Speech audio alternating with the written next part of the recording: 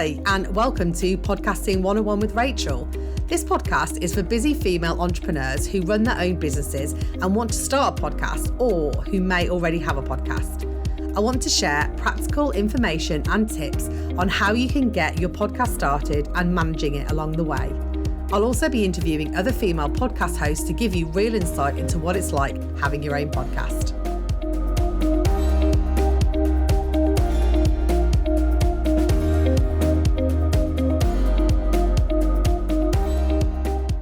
Hi there, and welcome to this week's episode. And today I have not one but two podcast hosts with me. I have Tazmin and Sarah from the SEO Mindset podcast. Hi guys, I'm really pleased that you're here today to share your experiences around your podcast. Thank you. Thank you very much for having us. Tazmin, sorry, I could see that you were wanting to interject. No, I'm being on best behaviour. Hello, everybody. Never true. So I wanted Tazmin and Sarah to come along and share their experiences about their podcast so that you, the listener, gets to, have that real insight into what it's actually like running and managing your podcast. Because obviously sometimes what you imagine it's like is completely different when you're actually in the thick of it. So first, I'd just like you guys to introduce your podcast and tell us a little bit about how you came to decide to do the SEO Mindset podcast. Wonderful. So I will do the spiel. I'll do what they call it, the elevator pitch, the sales pitch.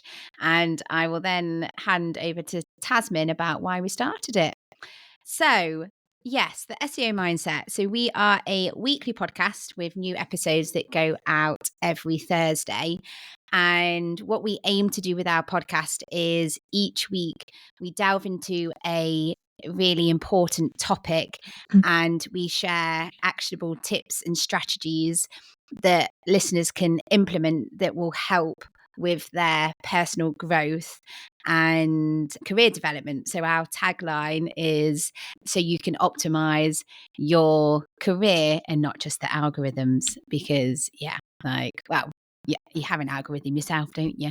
But it's a mixture. So me and Tazmin will jump on together and we'll delve into topics, just us two.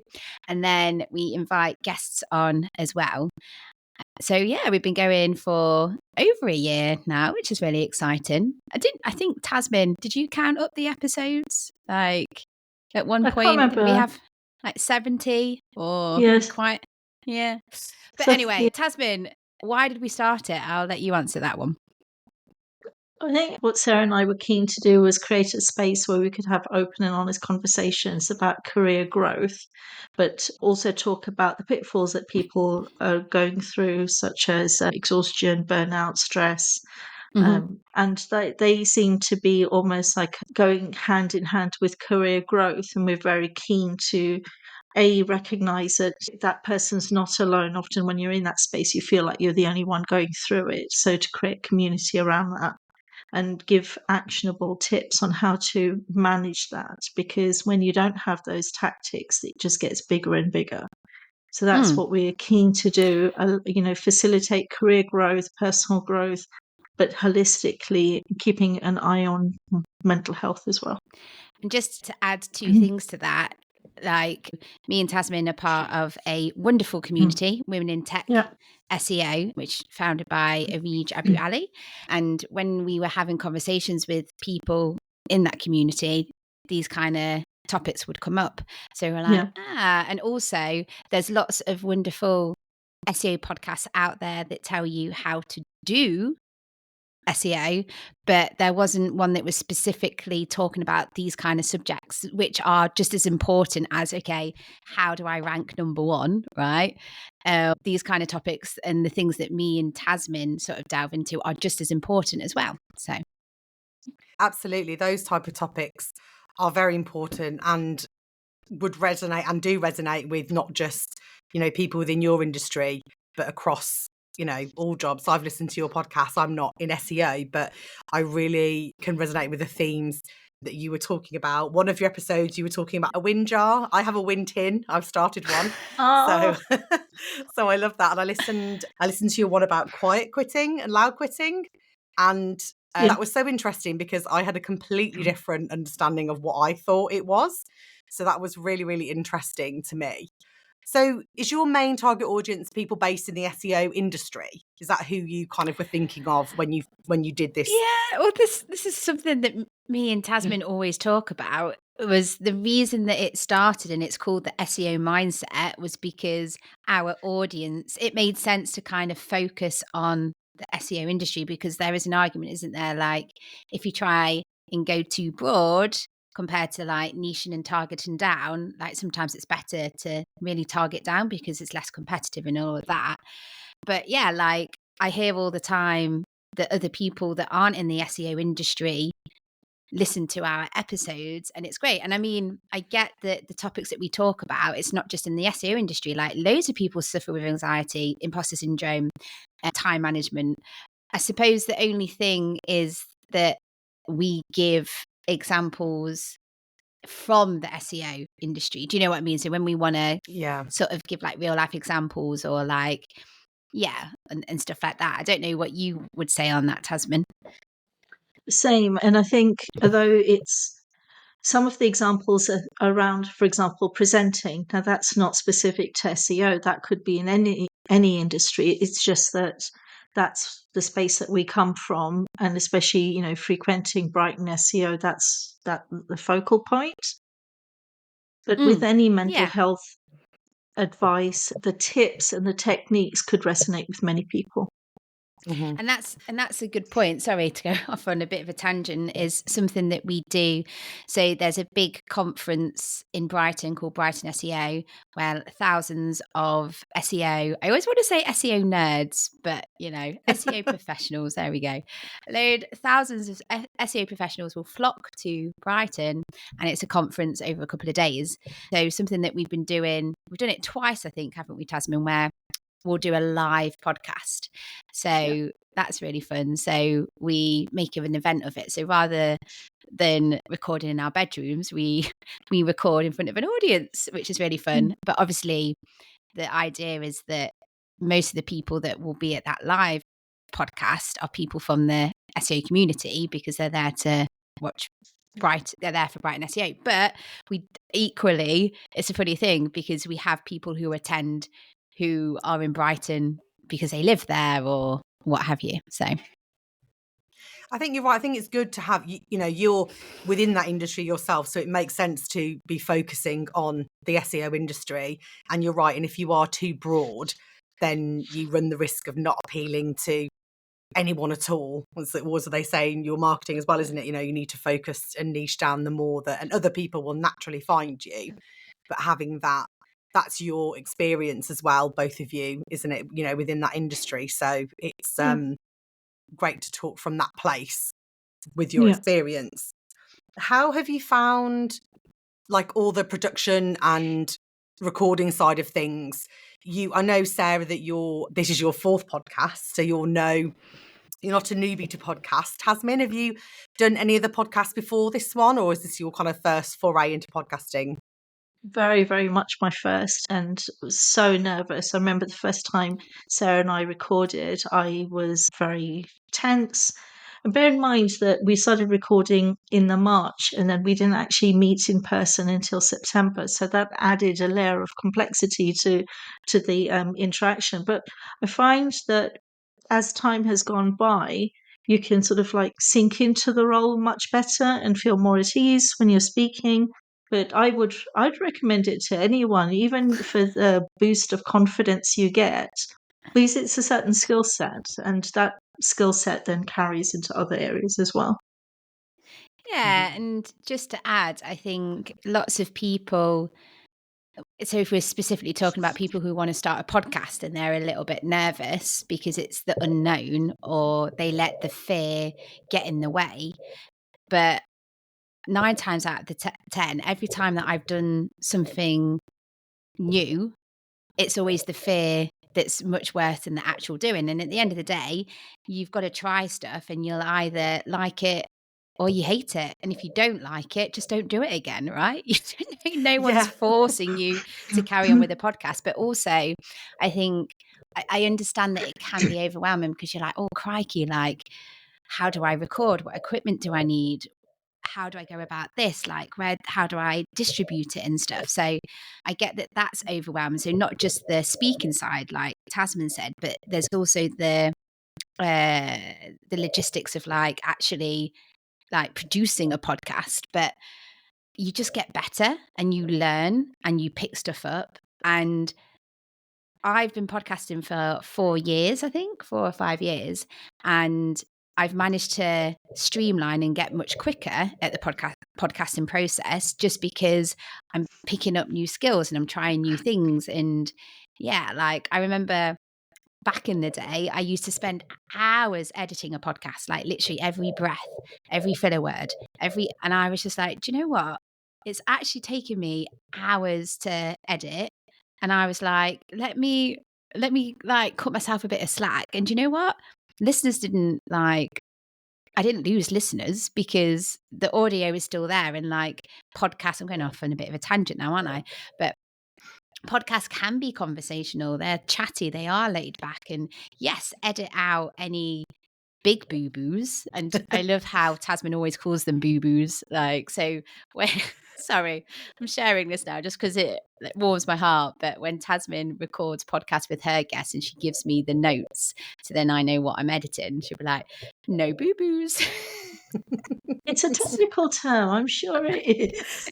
Yeah, I would agree that, the more you get into it and the more experience that you get, you do streamline things. And I think one of the most important things, if you really would like to start a podcast, is just to try it, just do it. And like you said, if you don't like it or it's not for you, then you'll quickly find that out rather than 100%. always wondering whether you And really want to do it. there's lots of free tools. I mean, the one bit of equipment that I would recommend is a microphone.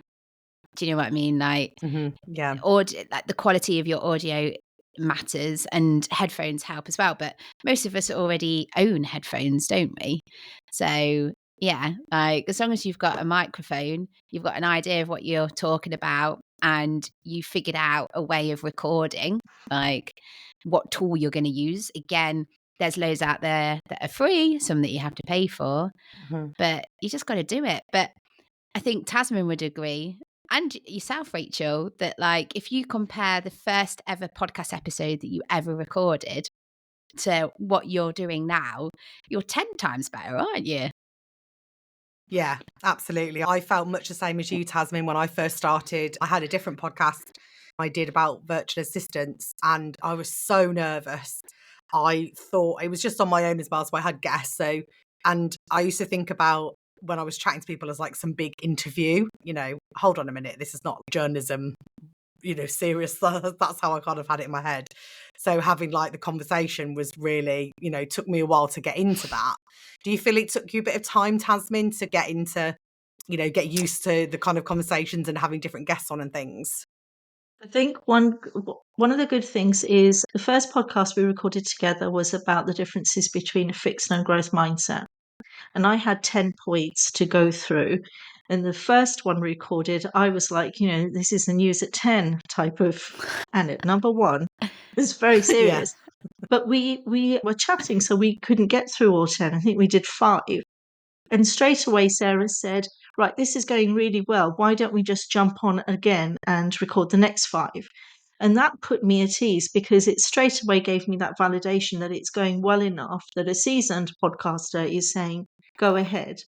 So that was one thing I wanted to say. The other thing, going back to what you said, Sarah, that the first podcast you record is going to be way worse than you do now, except that the first 5, 10 are not going to be great. It's fine. First 5. Get through them as quick as possible. Get through them. I'm a lot more comfortable with guests now, and I'm a lot more, I allow myself to choose the guests. So there is a vibe already there. There is a connection. You build a connection over, whether it's messaging or more and more, Sarah and I, when we meet people at conferences and we really enjoy their talk, we invite them on straight away saying, we'd love to hear, our listeners to hear about that. it's like you say, it's just bedding yourself into that role and allowing yourself to wear the hat of I am a podcaster with everything that brings. And something that I would like to say as well is I can't stress enough how important being your true authentic self is. Mhm. So, because at the end of the day, you want your audience to relate to you and relate to what you're talking about and your show. So, if you're trying to put on this person that you think that you should, because that's what a podcaster is, that it's going to be much better if you're just yourself and you have a laugh and a joke and you can be at ease. I mean, if you can, and maybe starting a podcast, maybe you can reach out to a friend, because my first ever podcast that I ever did was SEO SAS, and I did that with a good friend of mine. And one of the reviews that we've got is like, it's like you guys have been friends forever. There's like a chemistry between you. And it's like, well, because we have. Do you know what I mean? So Yeah. I think, but that was really quite special between me and Tazmin, because like, even though we didn't meet in person for a very long time, there was this chemistry that was being built through the screen.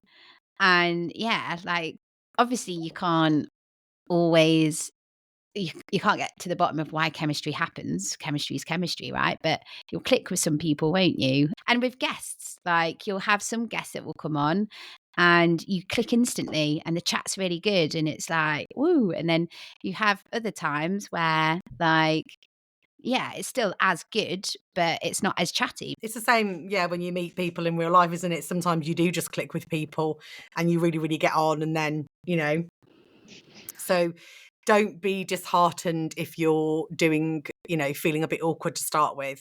And I love that you said about feeling, being your authentic self, because I think I had that impression that, have to be this interviewer to, answer all the right questions and get to the heart of the matter. It's like, well, I'm really just doing a podcast about what it's like.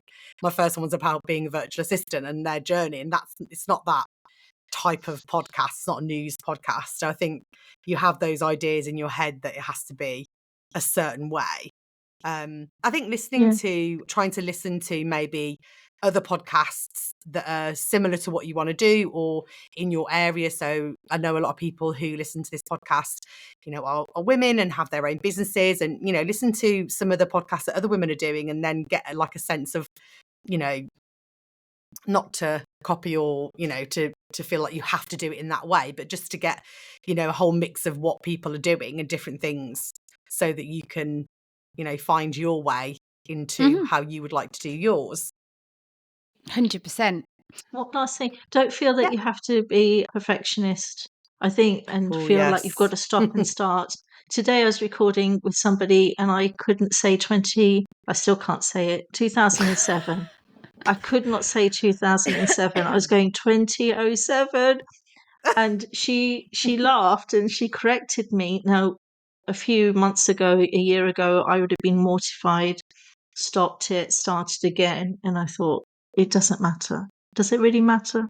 No, but then again, like, it's about authentic. You're helping build this connection, and like, if that guest laughed at it, then our listeners are going to laugh at it. Yeah. And also, you got to be careful as well, because if you edit your audio too much because you want perfection, it actually won't end up flowing as nicely anyway. Do you know what I mean? Like, yeah. It does sometimes take the conversationalist bit out of it, if I can say that word. I used to edit a lot more heavily than I do now. I do get conscious of how many ums or so words that I say, but I've now kind of got over some of those things because I know I often say it when I'm trying to think of something or think of a response. And that is what actually happens in real life as well. That, we don't all have everything ready, queued up to go and say everything perfectly. So, and I think that it's kind of important as well to show, we are all human, and getting, I can't think how to word what I want to say, like saying about perfectionists, and no one does something what we think is perfect. And Yeah. And also, sorry to interject, but is it no, like an idea that, like, you are always going to be your own biggest critic at the end of the day? And when you listen, like loads of people don't like listening back to themselves because you're like, oh, I could have said that better. Oh, I'm saying men like too much. But like, cut yourself some slack. Be kinder to yourself. Something that, I'm going off on a tangent, but something that I try and do nowadays is, if I wouldn't say something to a friend or family member, I try not to say it to myself. Yes, that is a good way to think about it, because we are so awful to ourselves, and half the things we do say to ourselves, we wouldn't say that to anyone else to their face. Exactly. Yeah. And I think, like, if I reached out, it's like, oh, this podcast episode, and started worrying, they'll be like my cheerleader and be like, you were on a Yeah. podcast, you said all this stuff, you were amazing, so what? Like, so just try and do that for yourself, I suppose. Yeah. And I think you do get used to, it is always sometimes a bit cringe listening back to yourself, but it's because you don't hear yourself the same way as you hear yourself in your head. But now that I've been listening to myself podcasting and stuff for the last couple of years, I've actually got a lot more used to my voice. And although sometimes I think it's a little bit cringe, but a lot of the time it's just, it just sounds like me now. So I think that you do get over that aspect the longer that you do something, because you're just so used to hearing your voice when you're editing and listening back to the episode and things. And also, it is horrible listening back to yourself, but by listening back to yourself, you can improve as well. Do you know what I mean? Absolutely. So, yeah. So I just wanted to talk a little bit about the community around your podcast. I know that you have, because I also wanted to congratulate on your sponsorship for this season for Wix, which I think is really awesome. And I think after talking to Sarah about how your sponsorship came about as well, I think you've got like a really good community behind your podcast. A lot of people, listening and supporting you. And so how do you feel about your community and how you interact with them? It's a very good question. Tazmin, do you want to tackle it, or? So, in terms of when you meet people face to face, for example, at conferences, it's really warming when they'll come up to you and say, I listened to this podcast and that particular one resonated. You feel good because you're doing something right, because if they are benefiting from it, which is the ultimate aim. And I think it's mainly at conferences that we get to see them. But then equally, people will message me. But I would, Sarah, I'd quite like more of interaction with them. We've talked about having an SEO Mindset day.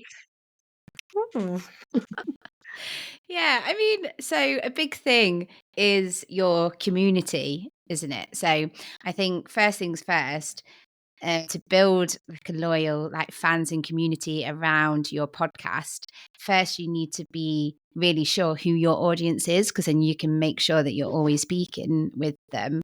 But I think me and Tazmin are quite conscious of, if we meet someone in a conference face to face, and they'll come and talk to us, we'll talk back to them, or they'll reach out to us online as well through emails or on social media. I think it also helps because me and Tazmin have our own personal following and things like that, and that links towards the podcast as well, the live podcast as well. So when people can come and physically see an event like that, I suppose it's a hard one, isn't it? But I think this whole thing of how we've developed this community is sticking to, this is why we're doing it. This is our audience. This is me and Tazmin authentically. It's the guests that we get on. It's the sharing and getting the episodes out there. It's the collaborations that we do as well. So obviously with the live podcast, that's a collaboration with a good friend of ours, Jack, Search for Candor podcast. But we've also done other collaborations, opinionated SEO opinions and stuff. So I suppose it's about identifying who you can work with, and just making sure that you're giving time to your community.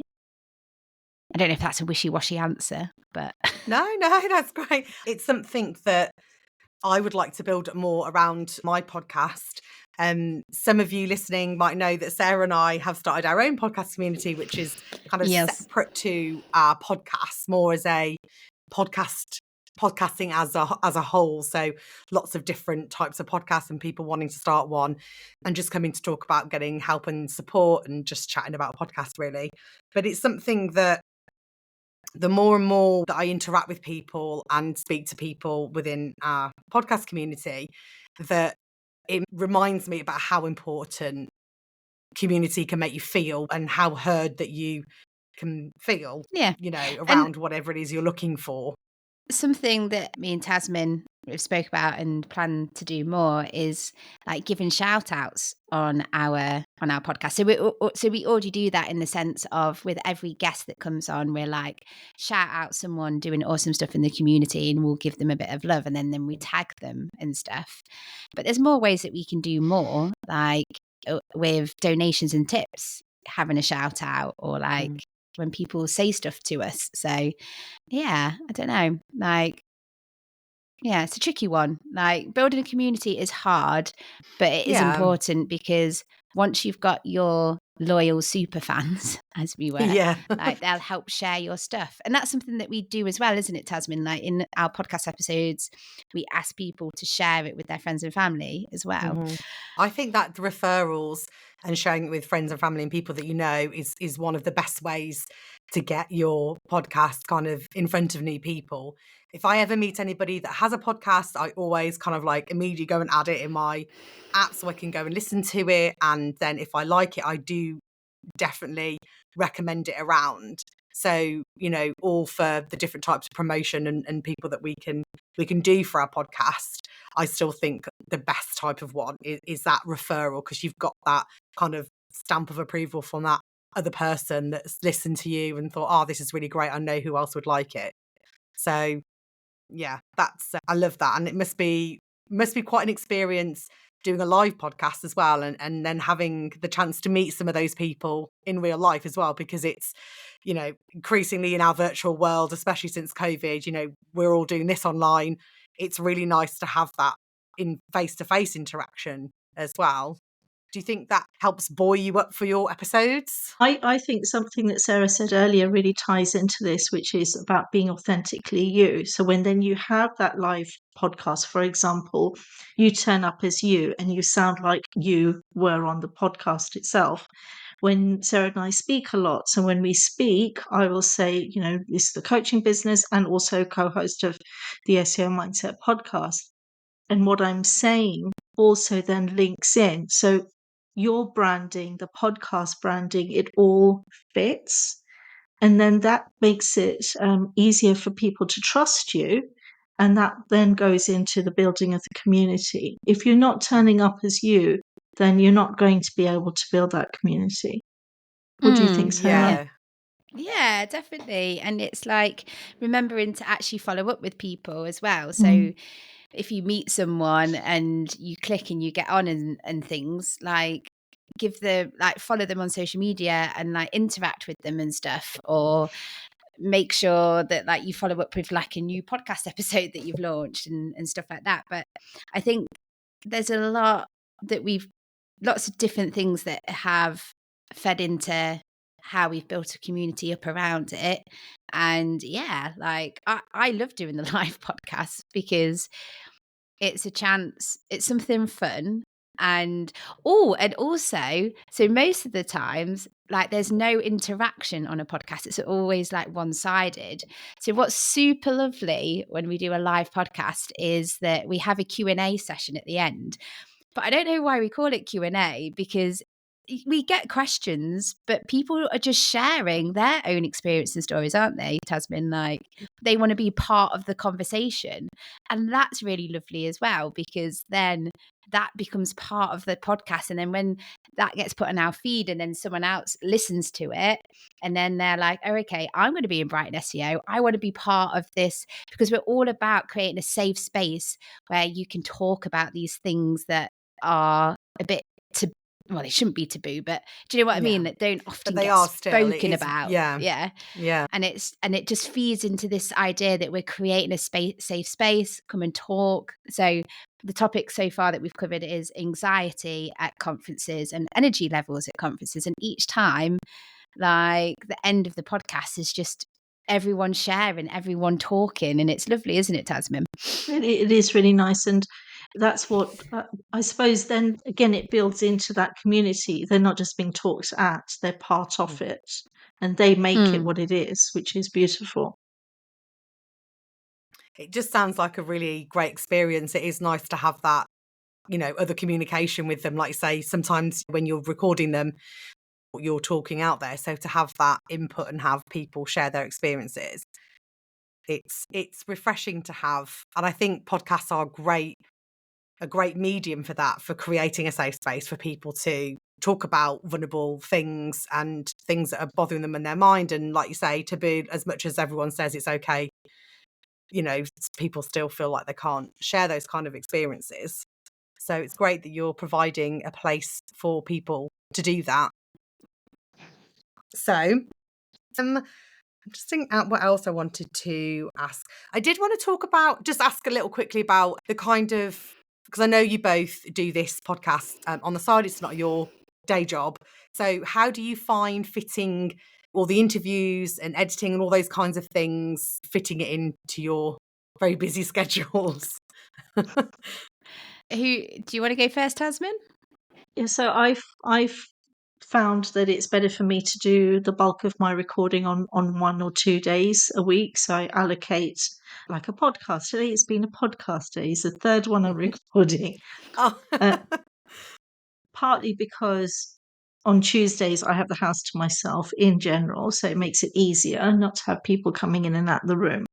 But then you're also in that headspace as well. I find chopping and changing harder. I prefer it like this. But as with most things, when you batch things up, it becomes smoother. So recording will be on one day. Tomorrow I'm going to be doing some presenting, so it'll be a lot of prep and the presenting.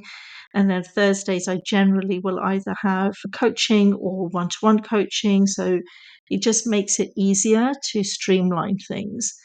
The episodes that Sarah and I record together, they're a little bit more random. We're trying to squeeze those in her schedule and my schedule. But when we have them, we say we'll only talk for like half an hour and 45 minutes, but we don't. We're very chatty.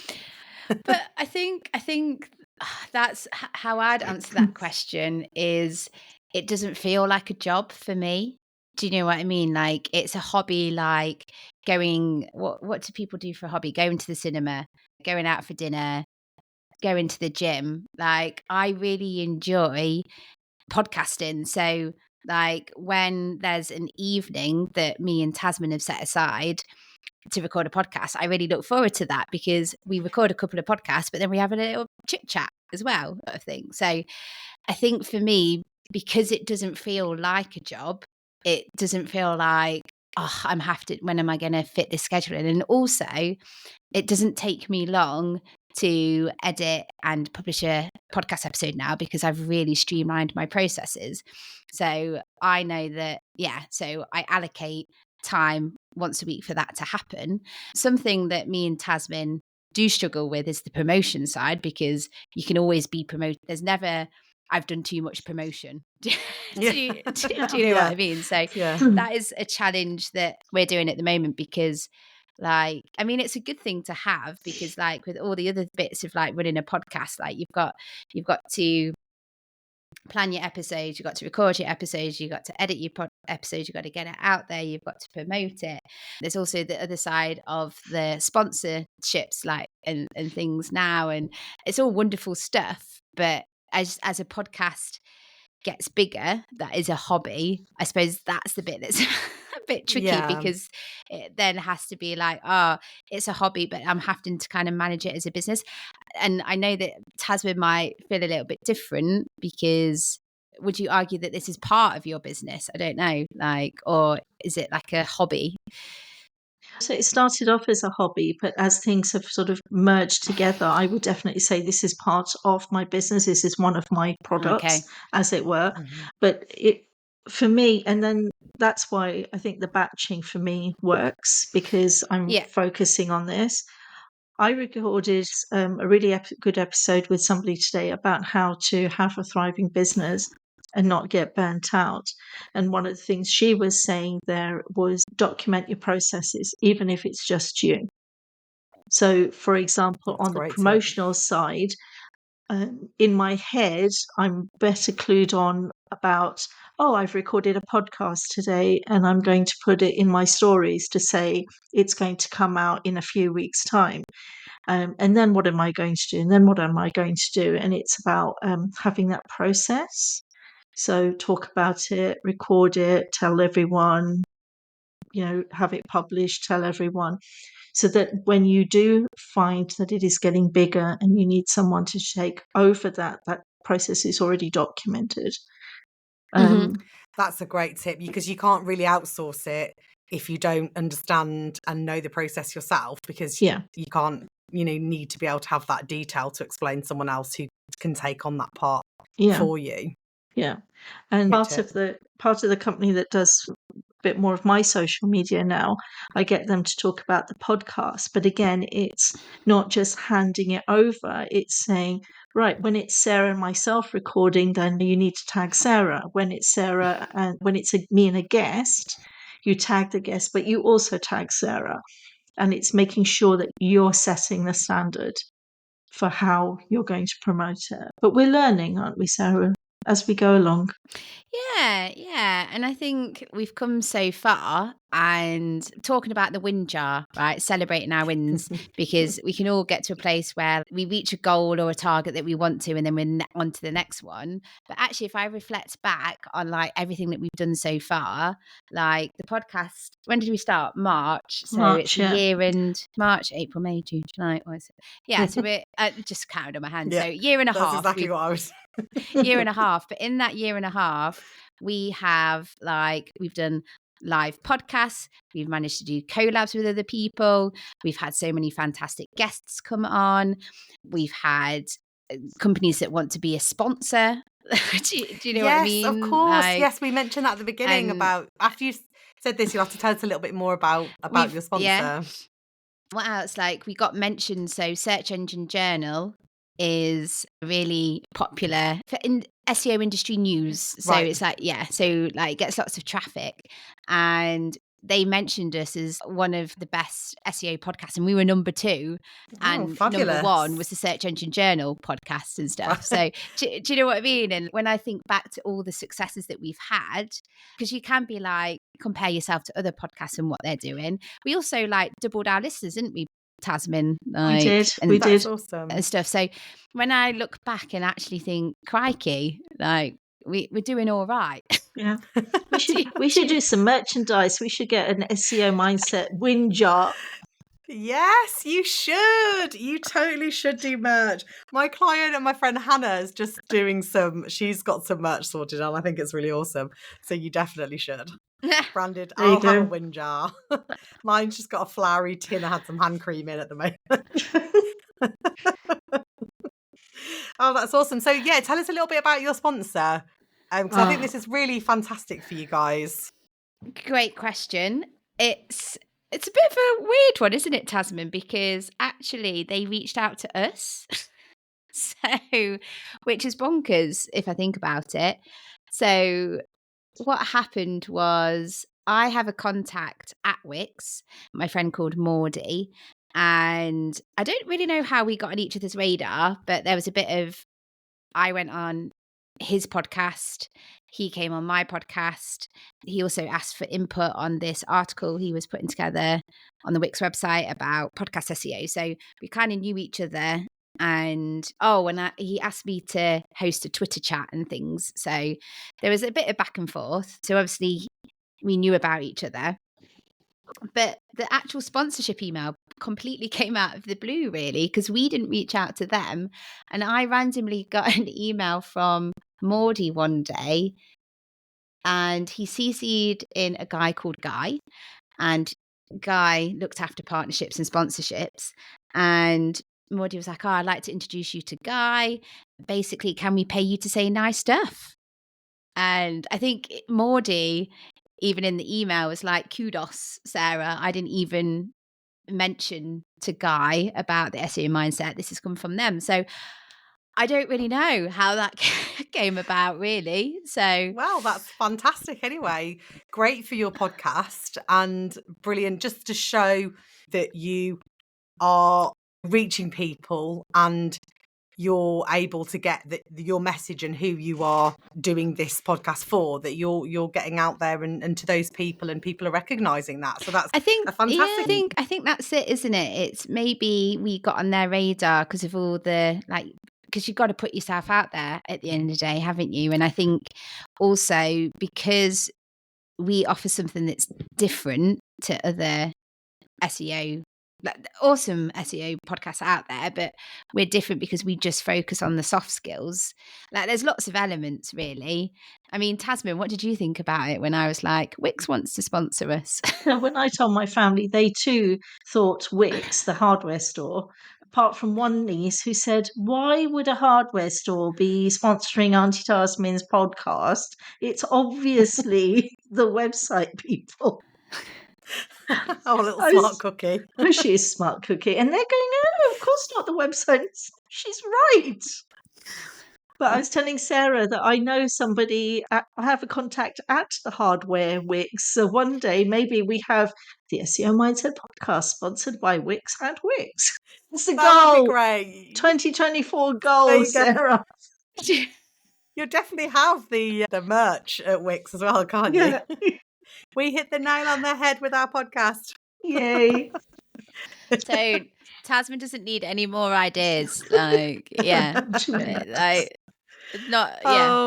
it's wonderful, Tasmin, the idea lady, but it's like Tasmin's like, oh, wouldn't it be great if we did I had another idea today. I have to stop now. Thought, oh, it'd be great if I wrote like an ebook on the top 20 episodes of the SEO Mindset podcast with tips from so and so and so and so and so and so and so. I'll just do that. Idea. Yeah, I'll just do that at the weekend. Yeah. Yeah. Just bash it out there. Yeah. Don't you wish sometimes when an idea comes to your head, you could just click your fingers and it's done? Well, oh, that would be so much easier. Yeah. Well, thank you so much for coming on and talking to us. You've obviously got great chemistry, and I have listened to your episodes as well. So I really do enjoy your episodes, and I would encourage my listeners to click on the links in the show notes that I will leave for the SEO Mindset podcast. I don't know if you have any final thoughts you'd like to leave us with. You've offered some brilliant advice and tips throughout the episode, but I don't know if either of you or both of you would like to leave my listeners with something. We can both do one. My quick one is stop overthinking. Just do it. The next thing that you want to try, just stop overthinking it. Find out what you need to do to get it done and just give it a go. And I'll relate back to what I said earlier. 2 things are going to happen. You're going to love it or you're going to hate it. You might not even hate it. It might be a mild, do you know what? That was a bit meh. Just don't do it again. But how do you know? You've got to try stuff. Otherwise, you don't know the stuff that you're going to excel at. So stop overthinking was what I would say. Brilliant. For me, I would say be yourself, have fun. Yeah. And own the title that you are a podcaster, and don't shy away from it. So recently, our newest addition to the family, 4 months little Eli, and Sabir my daughter was saying, he's going to go to nursery and look at the other kids and say, your granny doesn't have a podcast. My granny has a podcast. Because he won't know any different. So, that's awesome. So own it, because you are taking a step out of your comfort zone. You are putting value out there and you're growing. So own that.